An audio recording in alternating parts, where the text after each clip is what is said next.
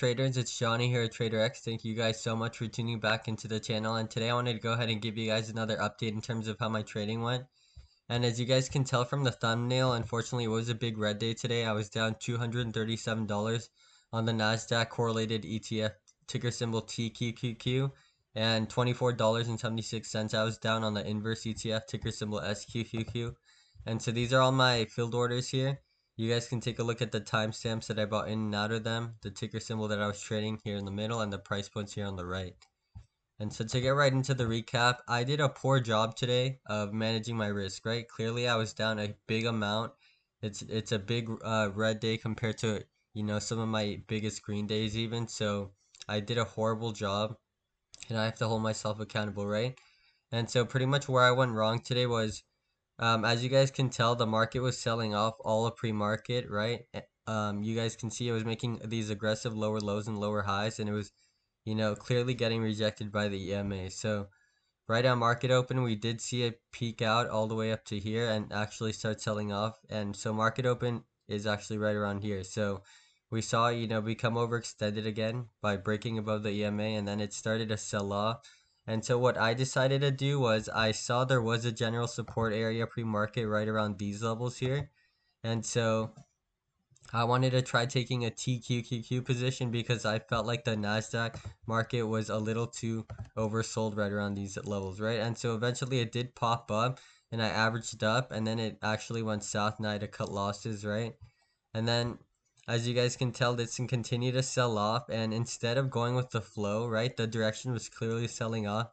I did the exact, rookie mistake of trying to predict the bottom. And so I would get into TQQQs when it was clearly selling off. Even pre-market, right, it was selling off. And this thing consistently started to bleed all day today. And I was just pretty much trying to predict the bottom, getting into TQs. There would be these false, reversals and I would lose money.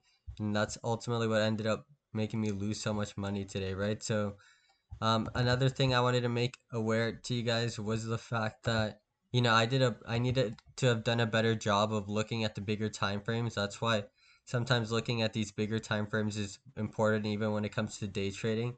And I don't mean like the longer time frames like 1 year or 3 years or anything like that. I mean like the past 10 days or 20 days. And to give you an example of how it could have helped me out in my trading today, if you guys take a look at the 20-day chart, right, the past 20 days of the NASDAQ, what you guys will notice is, like I mentioned, whenever the NASDAQ aggressively sells off, there's a period of consolidation, right? That's ultimately why I thought this thing was going to bounce. As you guys can see right around these areas is where it dropped to, and I thought, we were going to see a potential reversal, but we obviously didn't, right? It started to sell off even more and get rejected by the middle VWAP.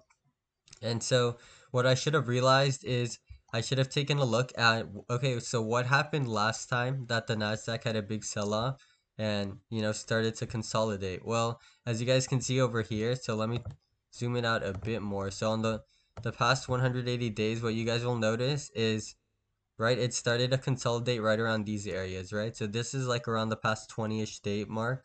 I just wanted to give you guys a little bit of a better view of what I'm talking about. So the Nasdaq had a big sell-off, right? And it follows with a period of consolidation. We see it time and again where there's a big sell-off and it consolidates, right? And what I should have been more aware of is looking at the past 20-day, right? Whenever this happens, what you guys will notice is it tends to fall, bounce off the bottom VWAP, right? Find a support eventually somewhere, wherever it decides to, and it starts to pick up, trade sideways, and then the next few days, it may be followed by a huge sell-off, right?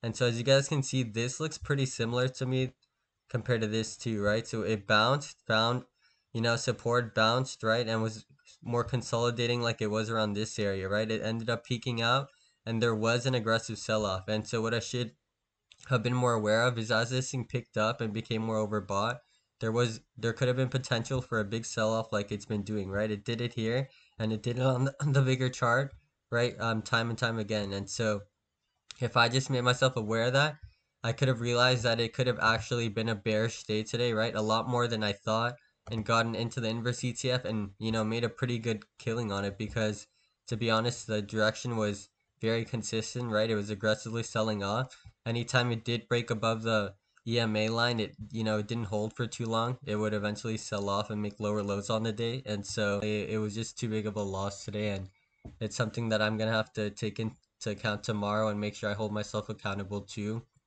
Um, Manage that risk, right, and reduce my position size whenever the direction isn't in my favor.